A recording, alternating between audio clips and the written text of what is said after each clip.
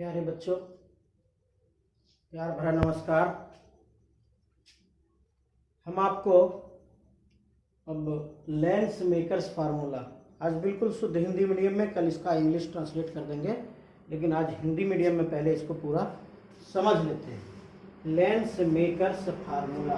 तो lens makers formula जो है, आप देखते होंगे कि यदि कोई लेंस है, इसका जो निर्माण होता है दो गोलीय सतहों से होता है। इसका निर्माण कितने सतहों से होता है? दो गोलीय सतहों से होता है। तो हम लोग क्या करते हैं, दोनों गोलीय सतह को हम अलग अलग पढ़ते हैं। कैसे पढ़ते हैं सो ध्यान दीजिएगा। इधर आपका एयर है,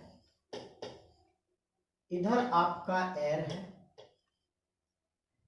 ये आपका ग्लास है, लेंस है। इसको हम लोग म्यू मीडियम लेते हैं और इसको हम लोग म्यू मीडियम लेते हैं। इसको हम लोग म्यू लेंस लेते हैं। मेरे बात को समझने का कोशिश कीजिएगा बच्चों। सर आप मीडियम क्यों लिए? तो बेटा आपको जब हम समझाना चाह रहे थे μ1 μ2 से आप उसको नहीं पकड़ पा रहे थे, तो हम एक ही बार इसको फाइनल करने जा रहे हैं। क्या फाइनल करने जा रहे हैं कि क्या लेंस सिर्फ हवा में ही रह सकता है? नहीं, ऐसा नहीं है। लेंस के इधर पानी है, लेंस यहां खुद ग्लास है और इधर हवा है। तीन मीडियम भी संभव है। इस तरह से भी आपको क्वेश्चन दे सकता है। हम आपको वहां टिक पहुंचा रहे हैं। तो बेटा जब हम इधर भी मीडियम ले लिए, इधर भी मीडियम ले लिए, और अभी तत्कालीन सिर्फ समझने के लिए हम दोनों तरफ एयर ले लेते हैं, ताकि आपको पहले फार्मूला समझ आ जाए, उसके बाद इसका डेरिवेटिव को करेंगे। तो हम देखते हैं कि ये जो पहला सतह है जो आप देख रहे हो, ये पहला सतह, पहले हम इसको पढ़ लेते हैं कि भाई पहले सतह से क्या घटना घटेगी। तो पहले सतह से हमारी घटना हम देखें जरा। ये पहला सतह था, अंदर में ये कांच था, इसका नाम म्यू एल हमने लिया, इसका नाम हमने म्यू मीडियम लिया। इसका कोई प्रधान अक्ष था, प्रधान अक्ष पर एक बिंदुवत वस्तु O था, जिससे चलने वाली किरण इस सतह पर टकराया। चलिए ठीक बात है। अब अगर इस सतह पर टकराया तो हम क्या करते हैं, यहां पर एक लंब बना देते हैं जो इसका वक्रता केंद्र C होगा। इस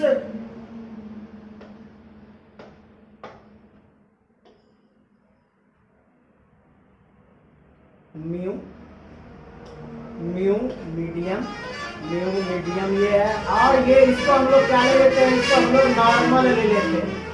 इसको हम लोग क्या ले लिए, नॉर्मल ले लिए। अब आप ये बताइए कि आप अगर इधर एयर लिए थे और इधर आपका ग्लास है, लेंस का ग्लास है, तो यहां पर जो प्रकाश की किरण O से चली, E पर गिरी, तो किस माध्यम से किस माध्यम में जा रही है?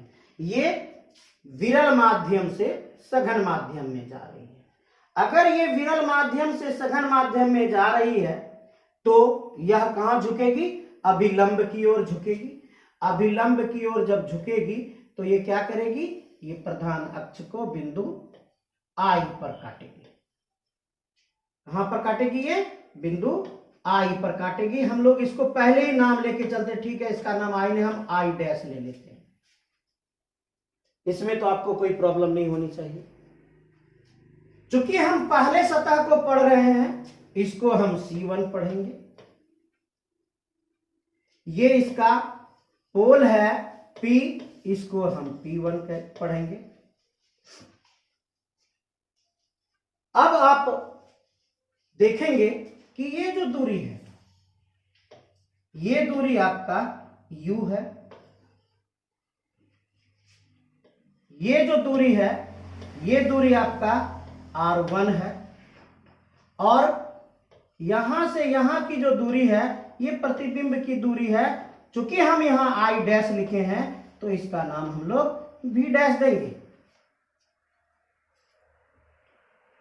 तो हमने जो सूत्र पढ़ा था, हमने सूत्र क्या पढ़ा था, μ2 बाय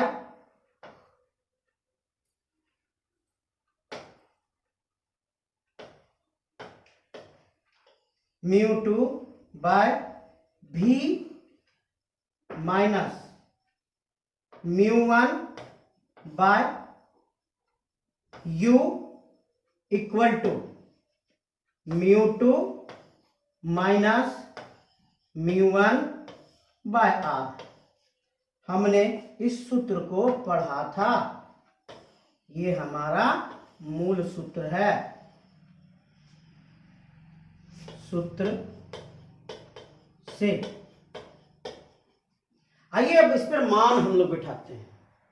तो हम लोग मान इस पर कैसे बिठाएंगे, तो हम लोग क्या लेते थे कि जो आपतित किरण का माध्यम होगा, आपतित किरण का माध्यम यही है, तो इसको हम लोग क्या लेते थे, इसको हम लोग μ1 लेते थे, सॉरी इसको हम लोग μ1 लेते थे, बात को पकड़िएगा। और जो अपवर्तित किरण का माध्यम था उसको हम लोग क्या लेते थे, μ2 लेते थे।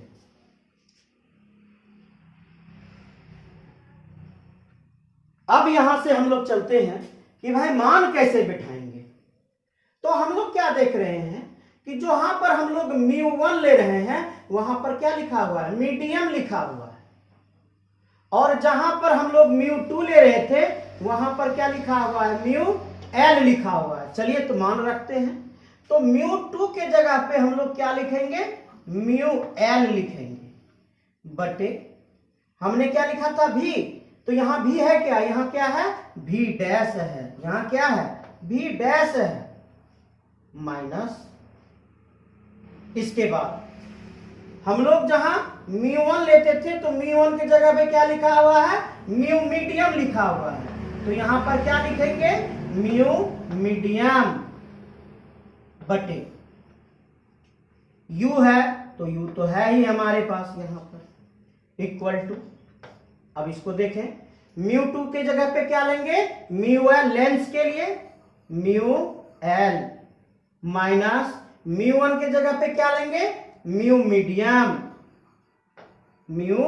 मीडियम बटे क्या कर रहा है, r, तो r नहीं हमारे पास क्या है, r1।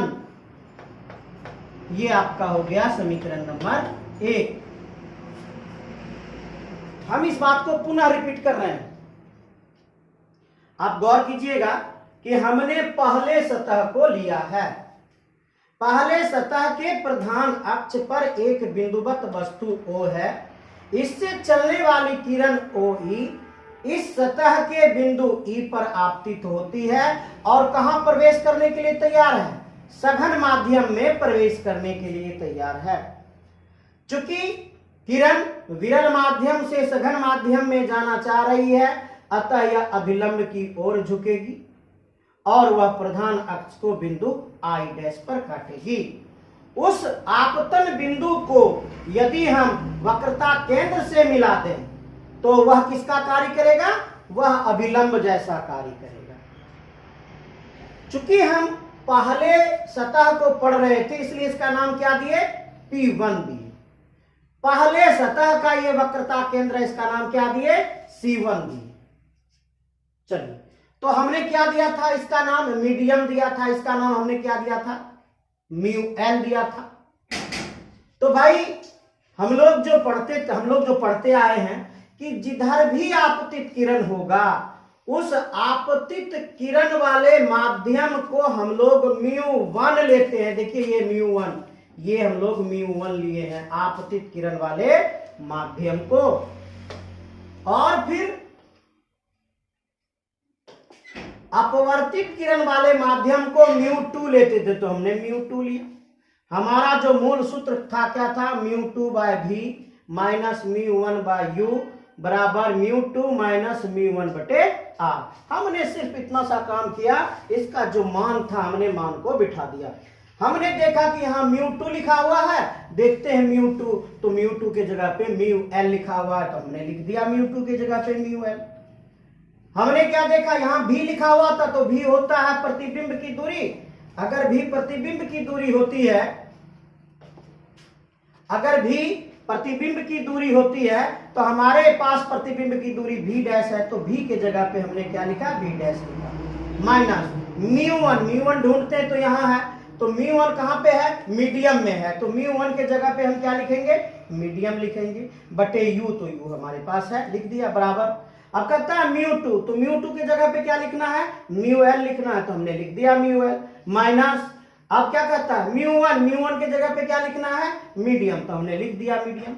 उसके बाद क्या लिखना है, r को लिखना, तो हमारे पास r नहीं है, हमारे पास r1 है, तो हमने लिख दिया r1। ये क्या हो गया, आपका समीकरण नंबर 1 हो गया। ये आपका समीकरण नंबर 1 हो गया। अब हम लोग चलते हैं दूसरे पृष्ठ पर।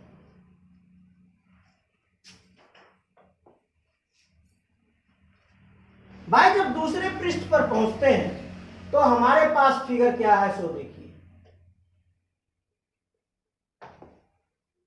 हमारे पास फिगर ये है,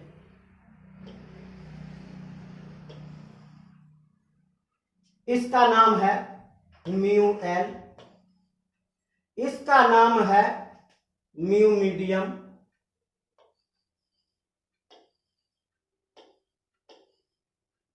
ये आपका सघन माध्यम है, ये आपका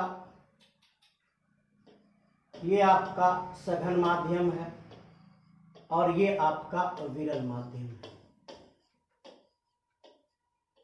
अब क्या करते हैं, इसका प्रधान अक्ष बना लेते हैं। हमने प्रधान अक्ष बना लिया। हमारे पास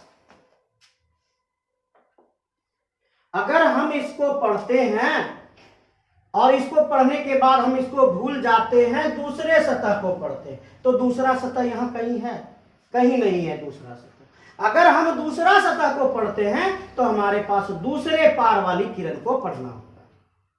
बस इतना सा बात समझना। अगर हमको दूसरे सतह को पढ़ना है तो दूसरे सतह पर हमें क्या, किसको पढ़ना होगा, सिर्फ किरण को पढ़ना होगा। तो देखें किरण क्या है यहां, तो हम क्या देख रहे थे, ये किरण ऐसे तिरछा हुआ था, तब ना ये काटा था किसको, आई डैश पर काटा था। ध्यान रखिएगा इसको, कहां काटा था, आई डैश पर काटा था, जिसके लिए हम लोग क्या दूरी लिए थे, भी डैश लिए थे। ये किरण जा रही थी। अब चूंकि ये दूसरा अपवर्तक पृष्ठ है, इसका वक्रता केंद्र कहीं इस ओर होगा, ये C2 हो गया, दूसरा था तो C2 लिखेंगे। अगर इसको आप ध्रुव मानते हो तो इसको हम P2 लिख देते हैं। तो यहां से यदि हम इसको मिला दें तो यह क्या बन गया हमारे लिए, यह अभिलंब बन गया। क्या बन गया हमारे लिए, यह अभिलंब बन गया। और किरण किस माध्यम से किस माध्यम में जा रही है, किरण सघन से विरल की ओर जा रही है। जब सघन से विरल की ओर जाएगी तो क्या घटना घटेगी, यह अभिलंब से दूर भागेगा। अब ये बताइए, ये यहां जो आया है ये ऊपर जाएगा या नीचे जाएगा, अगर ये नीचे जाता है तो ये कहीं यहां पर काटेगा। ये बना इसका प्रतिबिंब। अब बताइए आपके पास वस्तु है क्या, आपके पास तो वस्तु दिख नहीं रहा है। तो ये किरण कहां से आ रही है, यहां से आ रही है। तब क्या कहते हैं कि पहले सतह का जो प्रतिबिंब होता है वह दूसरे सतह के लिए आभासी वस्तु का कार्य करता है। तो आई डैश आपका क्या है, आभासी वस्तु है। फिर से समझिएगा बेटा, अगर हम इसमें दूसरे सतह को पढ़ते हैं तो कहा जाता है कि दूसरे सतह को यदि पढ़ना है तो दूसरे सतह में आपको वस्तु दिख नहीं रहा है। अतः पहले सतह का जो प्रतिबिंब होता है वह दूसरे सतह के लिए आभासी वस्तु का कार्य करता है। और पहले सतह का प्रतिबिंब कौन है, पहले सतह का प्रतिबिंब आई डैश है। यह क्या क्या करेगा, यह आई के लिए आभासी वस्तु का कार्य करेगा। आगे बात समझ में। अब हम यहां से फिर समीकरण को बनाते हैं। क्या बनाते हैं समीकरण को, आपतित किरण वाले माध्यम को हम μ1 मानेंगे। देखिए ये μ1 है ना, ये आपतित किरण का ये माध्यम है, इसको क्या मानेंगे, इसको μ1 मानेंगे। अपवर्तित किरण के माध्यम को क्या मानते हैं, μ2 मानते हैं, मान लिए। फिर वही सा पुराना सूत्र क्या जो हमारे पास मुख्य सूत्र था, μ2 by v minus μ1 by u equal to μ2 minus μ1 बटे r, यही था ना। चलिए तो हम ये आपका मेन सूत्र हो गया। ये आपका क्या हुआ, मेन सूत्र। इसको पीछे भी लिखे थे। ये आपका क्या हुआ, मूल सूत्र हुआ।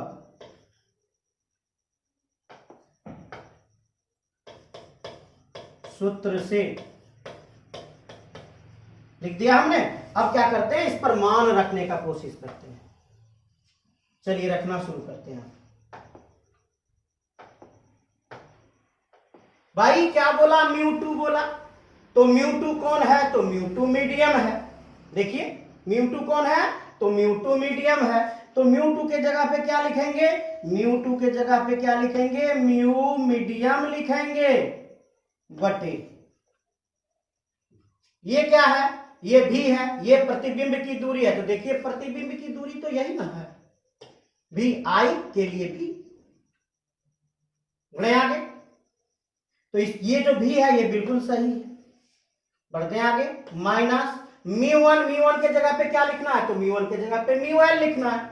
μl क्या है, तो लेंस का अपवर्तनांक है बटे कहता u वस्तु की दूरी। तो इसमें वस्तु इधर है ही नहीं, वस्तु कहाँ है, यहाँ है। तो कैसी वस्तु है, तो ये आभासी वस्तु है। तो इसके लिए क्या लिखेंगे, v डैश लिखेंगे इक्वल टू μ2, तो म्यू मीडियम है, म्यू मीडियम है, माइनस μ1, तो म्यू एल है, म्यू एल है बटे r। तो हमारे पास r तो है नहीं, C2 दिख रहा है। यहां से यहां तक में आपका कौन दिख रहा है, C2 दिख रहा है। ये जो है ये C2 दिखा, तो इसके बदले में क्या लिखेंगे, R2 लिखेंगे। तो यहां क्या लिखेंगे, R के बदले में R2 लिखेंगे। ये हो गया आपका समीकरण नंबर 2। पुनः बात को फिर समझाते हैं कि ये जो हम दूसरा सतह लिए हैं, दूसरे सतह का जो वक्रता केंद्र होगा इस ओर होगा। तो वक्रता केंद्र को क्या लिखेंगे, C2 लिखेंगे। तो इसकी दूरी कहां से मापी जाती है, पोल से मापी जाती है, P2 से मापी जाएगी। दूसरा सतह है तो पोल को भी P2 लिखेंगे।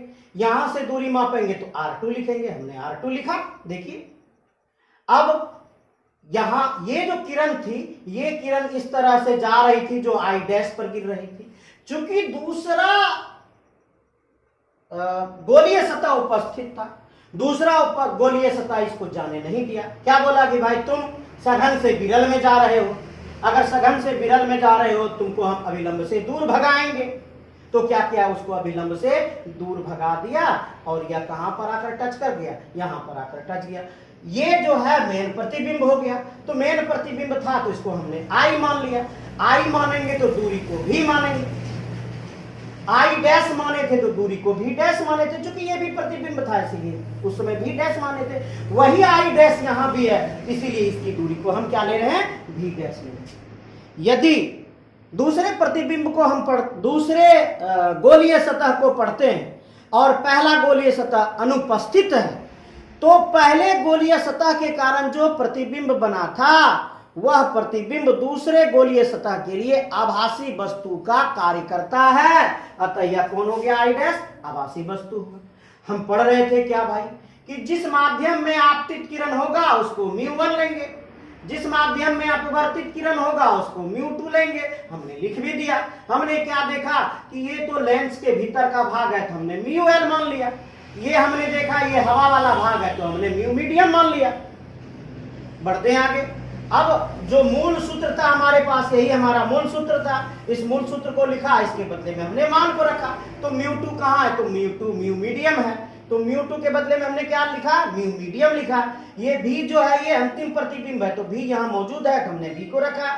माइनस μ1 कौन है, तो μ1 μl है, तो μ1 के बदले में हमने क्या लिखा, μl लिखा। u यहाँ है नहीं, आभासी वस्तु I डैश है, तो I डैश के लिए हम लोग क्या लिखते हैं, v डैश लिखते हैं, तो हमने v डैश लिखा इक्वल टू μ2 के बदले में म्यू मीडियम लिखा, और μ1 के बदले में हमने μl लिखा बटे r था, तो हमारे पास यहाँ क्या था, r2 था। हमारे पास दो समीकरण मिल गया। हम क्या करते हैं, समीकरण 1 प्लस समीकरण 2, समीकरण 1 प्लस समीकरण 2।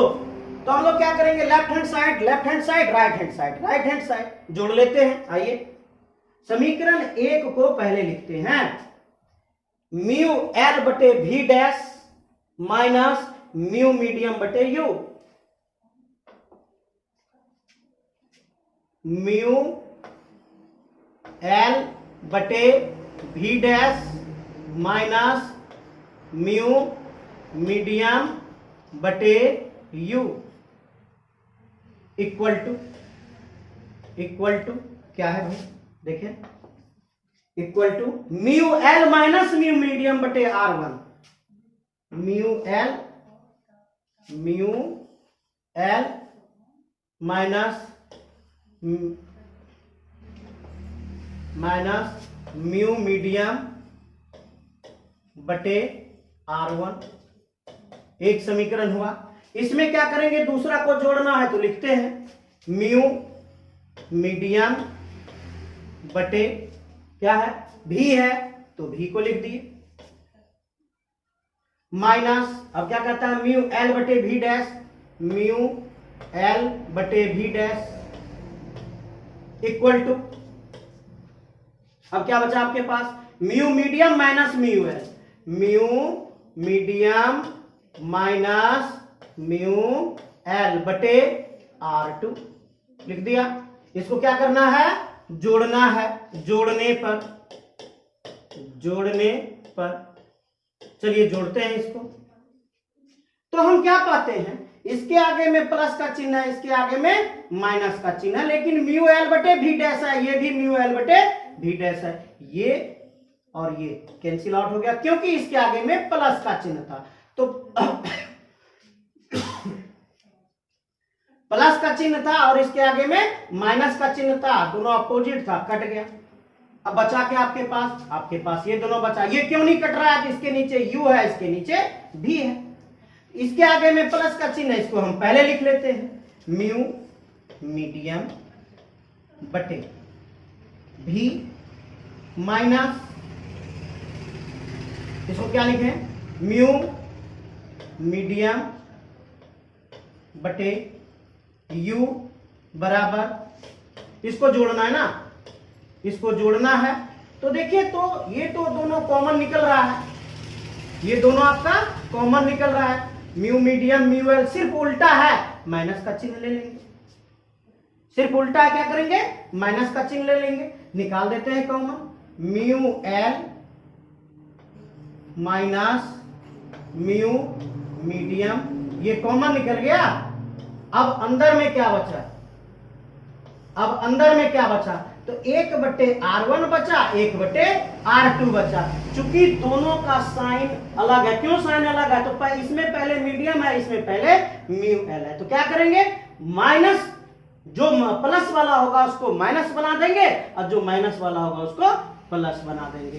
तो क्या करेंगे, यहां गुना 1/r2 माइनस 1/r1, उल्टा घटाव कर दिए, बनके तैयार हो। अगर आप चाहते हैं कि हम यहां से पुराना, ये आपको फुल फ्लैश सूत्र निकल गया कि आपका अगर इधर भी मीडियम इधर भी मीडियम, कोई अलग अलग मीडियम हो, अगर आप चाहिएगा तो इस फार्मूले से आप उसको बना दीजिएगा। लेकिन यदि किताबी भाषा में आते हैं तो किताबी भाषा में आने के लिए आपको क्या करना होगा, क्या है म्यू मीडियम। हम लोग अगर किताबी भाषा में चले तो देखिए, यहां इधर भी हवा था और इधर भी हवा था, इसको क्या पढ़ेंगे, μ1 पढ़ेंगे, इसको क्या पढ़ेंगे, μ1 पढ़ेंगे, इसको क्या पढ़ेंगे, μ1 पढ़ेंगे, इसको क्या पढ़ेंगे, μ2 पढ़ेंगे। आइए, तो म्यू मीडियम को क्या पढ़ेंगे, μ1 पढ़ेंगे बटे भी माइनस म्यू मीडियम को क्या पढ़ेंगे, μ1 पढ़ेंगे बटे u equal to mu L को क्या पढ़ेंगे, μ2 पढ़ेंगे माइनस म्यू मीडियम को क्या पढ़ेंगे, μ1 पढ़ेंगे इंटू 1/r2 माइनस 1/r1। देखिए आपका किताबी भाषा पूरा हो गया, आपका किताबी भाषा पूरा हो गया। यहां से आपको हम लेंस सूत्र भी साबित करवा देंगे। आपको लेंस सूत्र के लिए कोई दूसरा फार्मूला का उपयोग नहीं करना है, इसी से हम दूसरे लेंस सूत्र को भी साबित करवा देंगे। अब आते हैं फिगर कंप्लीट करते हैं। चलिए देखते हैं फिगर को, इसको हमको पूरा मिटाना होगा।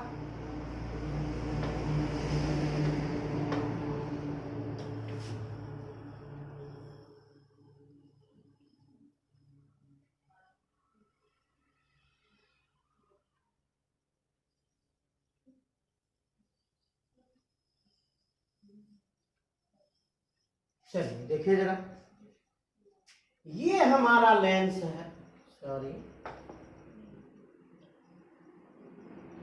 ये हमारा लेंस है,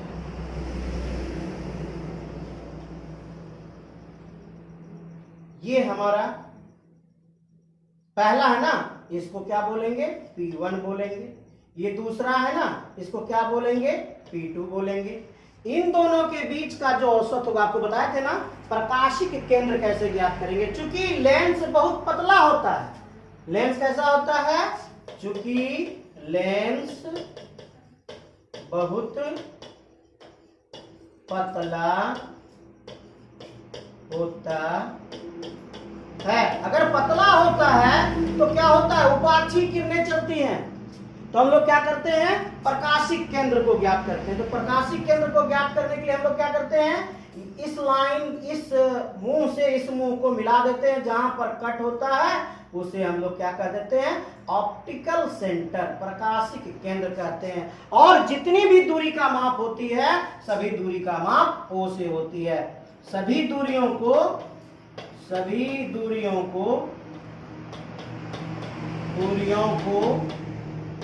प्रकाशिक केंद्र से मापते हैं, प्रकाशिक केंद्र से मापते हैं, ठीक है। चलिए, हमारा यहां पर एक वस्तु था O, यहां से किरण चली, ये बिंदु था आपका E, यहां के बदले में हम यहां लिख रहे हैं ताकि आपको लाइन खींचने में आसान हो। दूसरा जो इसके लिए इधर कहीं C1 होगा, इधर कहीं C1 है, इसको मिला देते हैं, मिला दिए, ये क्या कहलाया, C1 कहलाया। ये कहां से झुकेगा, ये थोड़ा सा इधर झुकेगा, इस पर आकर गिरेगा, ये गिरा। अब ये अगर दूसरा नहीं होता तो कहां चला जाता, ये सीधे बढ़ता हुआ चला जाता, जिसको आपने क्या कहा था, I डैश कहा था। लेकिन चूंकि दूसरा मौजूद है, इसे जाने देगा क्या, नहीं जाने देगा। इधर पर कहीं C2 है, और अगर हम C2 को यहां मिला दें तो ये किसका कार्य करेगा, अभिलंब का कार्य करेगा। और ये किरण क्या होगा, चूंकि यह इधर क्या है, एयर है, बीच में क्या है, गिलास है, और इधर क्या है, एयर है। क्या होगा, ये यहां से उधर नहीं जाएगा, ये यहां से नीचे झुक के कहीं यहां पर काट देगा। ये आपका आई है। तो देखिए यहां पे आई डैश भी डैश, आई भी ओ you C2 R2 C1 R1, सारी दूरी तो आपको यहां दिख रही है। यही आपका फिगर है, इसी फिगर पे हम लोग उसको तोड़कर निकालें। हमको जैसा उम्मीद है कि हम आपको समझाने में सफल हुए हैं, और कोशिश आप भी कीजिएगा हमारी बातों को पूरा समझने का। आप लोग का आदत खराब है, वीडियो देखते हैं तो पूरा वीडियो नहीं देखते हैं, आधा देखे, थोड़ा सा देखे, उसको छोड़ देते हैं। वीडियो को पूरा देखिए, तभी पूरा समझ आएगा। अगर आपको अच्छा लगे तो आप जरूर सब्सक्राइब कीजिए। धन्यवाद।